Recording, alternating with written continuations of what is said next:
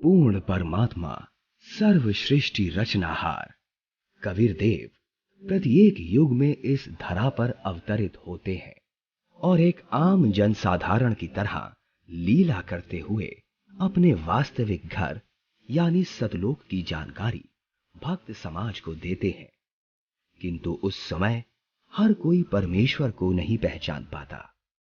आज से लगभग 624 वर्ष पूर्व भी पूरी सृष्टि को बुनने वाले पूर्ण परमात्मा कबीर साहिब जी ने काशी नगर की जुलाहा बस्ती में एक टूटी सी झोपड़ी में 120 वर्ष तक कपड़ा बुनने की लीला करते हुए अपने तत्व ज्ञान व सतलोक की महिमा का गुणगान किया और समाज में फैले पाखंडवाद को खत्म कर भक्त समाज को एक सत्य भक्ति प्रदान की, जिसके करने से लोगों को परमात्मा वाले लाभ प्राप्त होने लगे, जिससे प्रभावित होकर उस समय हिंदू और मुसलमान दोनों धर्म के 64 लाख की संख्या में श्रद्धालु कबीर परमेश्वर जी के शिष्य हुए।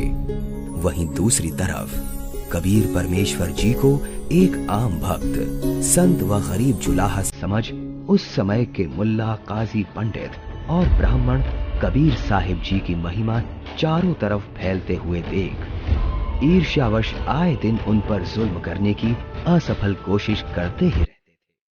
उन्हीं में से एक थी राजा सिकंदर लोधी के धार्मिक पीर शेख तकी द्वारा काशी में भंडारे की झूठी चिट्ठियां डालकर परमेश्वर कबीर जी को बदनाम करने की साजिश। इस कबीर ने तो हम सभी का जीना हराम कर रखा है। हमने उसे मारने की कितनी बार कोशिश कर ली, लेकिन वो हर बार किसी ना किसी तरह बच ही जाता है। अब नहीं बच पाएगा। अब की बार मैं ऐसा पैंतरा फेंकूंगा कि उसे काशी छोड़कर भागना ही पड़ेगा। ऐसा क्या सोचा है पीर जी? पास आओ।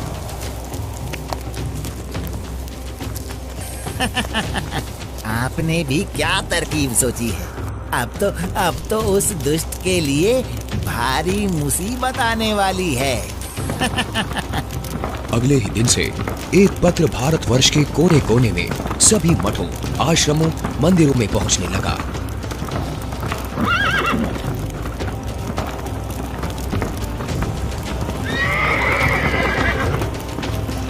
पत्र में लिखा था, मान्यवर कबीर सेठ पुत्र नूर अली अंसारी, जुलाहों वाली कॉलोनी, काशी शहर में 3 दिन का धर्म भोजन भंडारा कर रहे हैं, जिसमें सर्व साधु संत आमंत्रित हैं। भंडारे में प्रतिदिन प्रत्येक भोजन के बाद 1 सोने की मोहर व दोहर दक्षिणा में दी जाएगी। भोजन में लड्डू, जलेबी, हलवा, खीर, दही बड़े, मालपुए, रसगुल्ले आदि आदि सब मिष्ठान खाने को मिलेंगे और साथ में सूखा सीधा भी दिया जाएगा। सभी शिष्यों को बता दो, भंडारे में सभी को चलना है।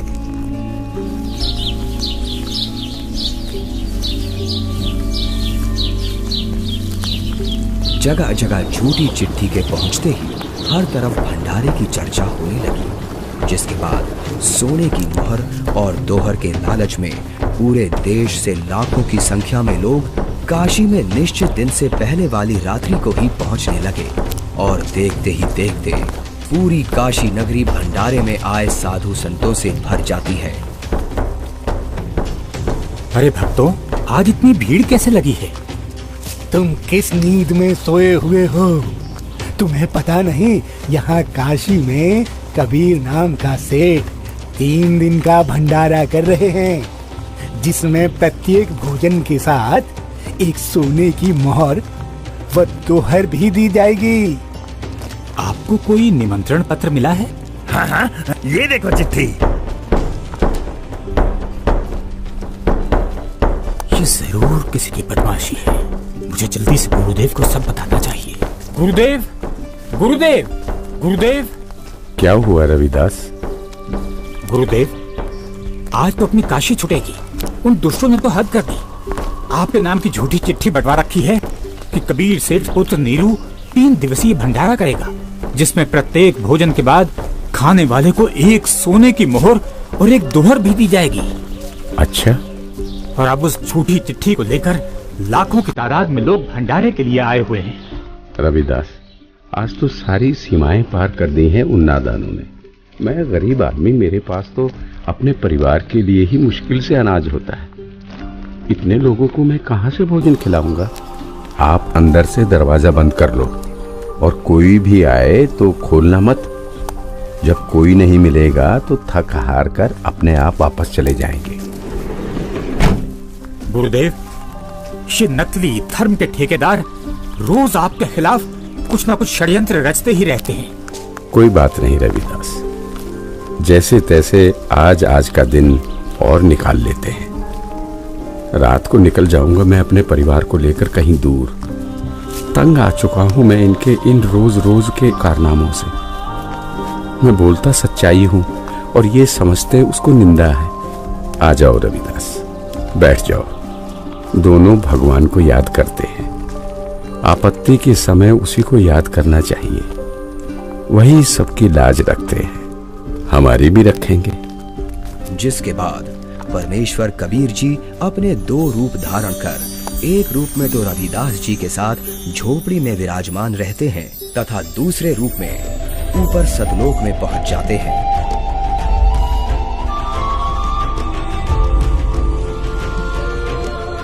जहां असंख्यों बैल उनका इंतजार कर रहे होते हैं, जिनके ऊपर टंगे झोलों में भंडारे के लिए टेंट का सामान और पका पकाया भोजन, लड्डू, जलेबी, कचौड़ी, पकौड़ी सब लदा हुआ है। हे सृजनहार परमात्मा, जहाँ आप गए हो वो तो खाकी खंजूर स्थान है। वहाँ सारी उम्र लगे रहते हैं, फिर भी खाने को भोजन तक अच्छे से नसीब नहीं होता। आपके आदेश से हमने सब कुछ तैयार कर रखा है। परमेश्वर कबीर साहिब जी वहां खड़े अनंत कोटि बैलों में से केवल 9 लाख बैलों को और सेवादार रूप में वहीं की कुछ हंस आत्माओं को लेकर एक पल में सतलोक से चलकर काशी में प्रकट हो जाते हैं। आया है बंजारा केशो आया है, काशी आया माल अपारा केशो आया है। आया है बंजारा केशो आया है। 9 लाख बोडी बड़ी विशंबर, 9 लाख बोडी बड़ी विशंबर, दिया कबीर भंडारा केशो आया है। आया है बंजारा केशो आया है। धरती ऊपर तंबू ताने, धरती ऊपर तंबू ताने, चौपड़ के बंजारा केशो आया है। आया है बंजारा केशो आया है। कौन देश से बालद आई, कौन देश से बालद आई, ना कहीं बजाने वाला केशो आया है। आया है बंजारा केशो आया है। अपरम पार पार गत तेरी, अपरम पार पार गत तेरी, कित उतरी जलधारा केशो आया है। आया है बंजारा केशो आया है। साहूकार नहीं कोई जाके, साहूकार नहीं कोई जाके, काशी नगर मजारा केशो आया है। आया है बंजारा केशो आया है। दास गरीब कलप से उतरे, दास गरीब कलप से उतरे, जिया पे अलख कर तारा केशो आया है। आया है बंजारा केशो आया है। दास गरीब कलप से उतरे, दास गरीब कल्प से जी आप अलग करता केशव आया है, आया है, आया है बंजारा केशव आया है।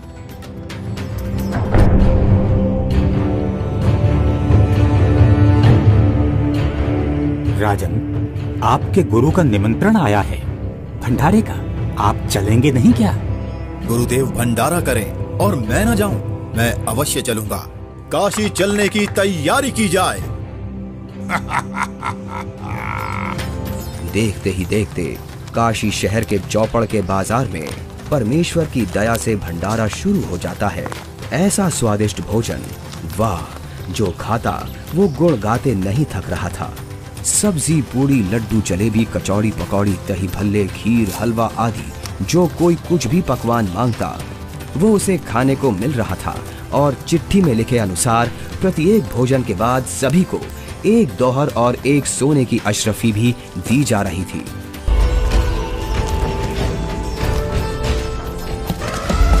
उधर से दिल्ली के बादशाह सिकंदर लोधी भी, जो परमेश्वर कबीर जी का शिष्य हो चुका था, अपने धार्मिक पीर शेख तकी के साथ भंडारे में पहुंच जाता है।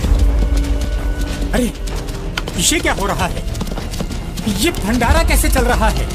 भंडारे में परमेश्वर कबीर साहिब जी की जय जयकार सुनकर जहां शेख तकी ने सोचा तो था कि कबीर अपनी झोपड़ी छोड़कर भाग गया होगा और लोग उसको गाली दे रहे होंगे, किंतु उसके विपरीत भंडारा चलते देख शेख तकी के तो तन बदन में आग लग गई।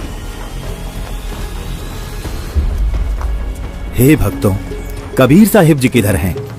कबीर साहिब जी का तो मालूम नहीं, किंतु उधर सफेद तंबू में एक व्यक्ति बैठा है, वही भंडारे की सारी व्यवस्था किए हुए है।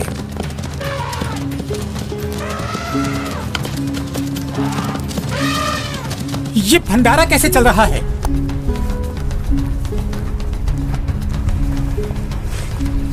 कौन है आप और कबीर जी से क्या नाता है आपका? मैं एक बंजारा हूँ और कबीर जी मेरे पगड़ी बदल मित्र हैं। उनका संदेश मेरे पास गया था कि एक छोटा सा भंडारा करना है, थोड़ा सामान लेते आइएगा। और भंडारा चल रहा है। 18 लाख आदमी भोजन कर रहे हैं, ये इसे छोटा सा भंडारा कह रहा है। कबीर जी कहाँ हैं? वो क्यों नहीं आए?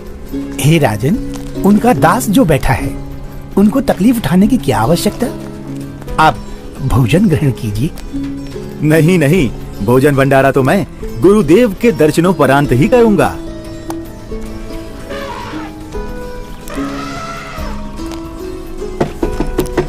हे गुरुदेव, लगता है उन्होंने हमें यहाँ भी खोज लिया।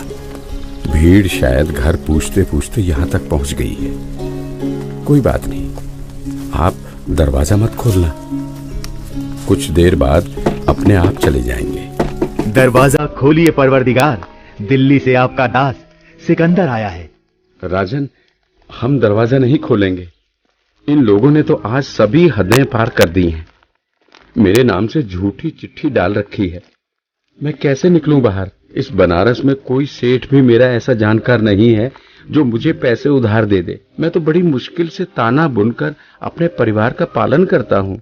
इन लोगों ने मेरा जीना मुश्किल कर दिया है। बस आज रात होने का इंतजार है राजन। रात होते ही मैं अपने परिवार को लेकर कहीं दूर चला जाऊंगा। है परवरदिगार, आप मुझे नहीं बहका सकते।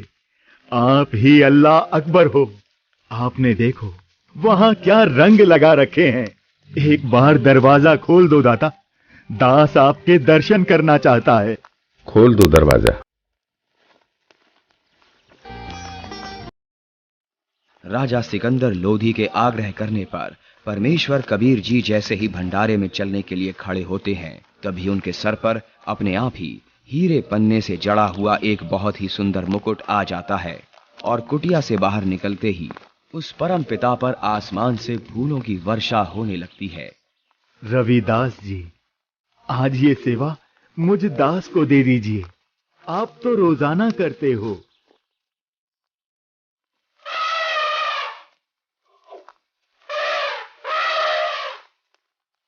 इनमें से कबीर जी कौन हैं?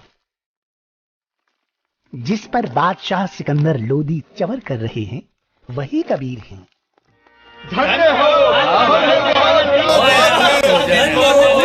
भोजन है। इसके बाद कबीर साहिब जी अपने ही दूसरे रूप केशव से मिलने के लिए उनके तंबू में आते हैं और जो ही परमेश्वर कबीर जी तंबू में प्रवेश करते हैं तो देखते ही देखते अपने आप उनके लिए एक सुंदर सिंहासन लगने लग जाता है जिस पर चारों तरफ हीरे पन्ने मोती जड़े हैं। परमेश्वर कबीर साहिब जी आसन ग्रहण करते हैं। उधर परमेश्वर को देखने के लिए भंडारे में आई लाखों की भीड़ टेंट के चारों तरफ इकट्ठा हो जाती है, जिसके बाद केशव रूप परमात्मा कबीर जी से कहते हैं, हे परमेश्वर, आप अपने अद्भुत लोक को छोड़कर इस झूठ कपट वाले लोक में क्यों आ गए? आप इनका भला सोचते हो, इनको अमृत भोजन खिला रहे हो और ये आप ही के विरुद्ध इकट्ठा हुए रहते हैं। केशव, सब लोक मैंने ही रचे हैं, सबका धारण पोषण मैं ही करता हूं। तू मेरे दुख को नहीं जानता, ये सब मेरे बच्चे ही हैं। अपनी अज्ञानता से ये काल के जाल में फंसकर भयंकर कष्ट उठा रहे हैं और उसी काल के प्रभाव से ये आज मुझे अपना दुश्मन मान रहे हैं। मैं इनको सत भक्ति देकर वापस लेने के लिए आया हूं।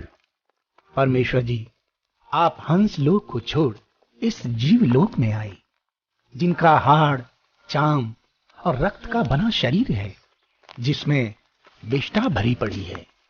आप इनसे कैसे भक्ति कराओगे? केशव, भैंस या गाय आदि को बच्चा होने से पहले उसमें सिर्फ हाड़ चाम होता है, दूध नहीं होता। और जब बच्चा हो जाता है तो उसी हाड़ चाम के शरीर से दूध की बाल्टी भी भर जाती है। ठीक इसी प्रकार मैं इनमें भक्ति प्रवेश करूंगा और उस भक्ति से इस हाड़ चाम के शरीर में ही इनको सतलोक प्राप्ति होगी। हे परमेश्वर, ऐसे लोक में जहां जमीन पर पांव रखते ही दंड लगता है, ऐसे गंदे लोक में आपकी रहनी पर मैं बलिहारी हूं। वहीं शेख तकी की चाल उसी पर उल्टी पड़ गई। उसने लोगों को इकट्ठा तो इसलिए किया था कि कबीर किसी को भोजन करा नहीं पाएगा और लोग उसको गालियां देंगे, लेकिन कबीर जी ने उन इकट्ठा हुए लाखों भक्तों को 3 दिन तक मोहन भोजन भी खिलाया और सोने की मोहर व दोहर देकर सत्संग से उनका अज्ञान अंधेरा भी हटाया। फिर भी ये सब शेख तकी से देखा नहीं गया। उसके अंदर जलती ईर्ष्या की आग इतने महान समागम में भी कमी ही ढूंढ रही थी और इसी आग में शेख तकी मुंह बनाकर सिकंदर लोधी से कहने लगा, चलो राजन, इसने क्या भंडारा किया है? महोत्सव सा किया है। ऐसे ऐसे तो हम 100 भंडारे कर देंगे। शेख तकी ने जब इतना कहा ही था कि बोलते बोलते उसका मुंह टेढ़ा का टेढ़ा ही रह गया और वो गूंगा बहरा भी हो गया। उसने कुल 52 बार कबीर साहिब जी पर जुल्म किए, परंतु ये उसके जीवन की आखिरी बकवाद थी जो उसने कबीर परमेश्वर जी के साथ की। 3 दिन तक समागम चला। तीसरे दिन सेवकों ने बचा हुआ सामान व टेंट आदि बैलों पर लाद दिया और चल पड़े।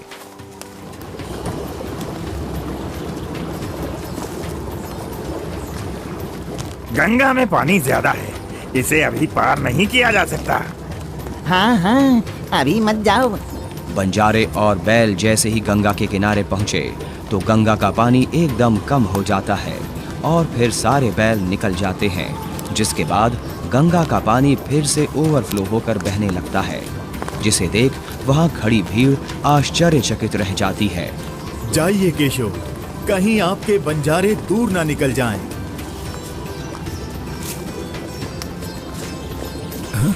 ये क्या? कहां गए बैल, कहां गए बंजारे?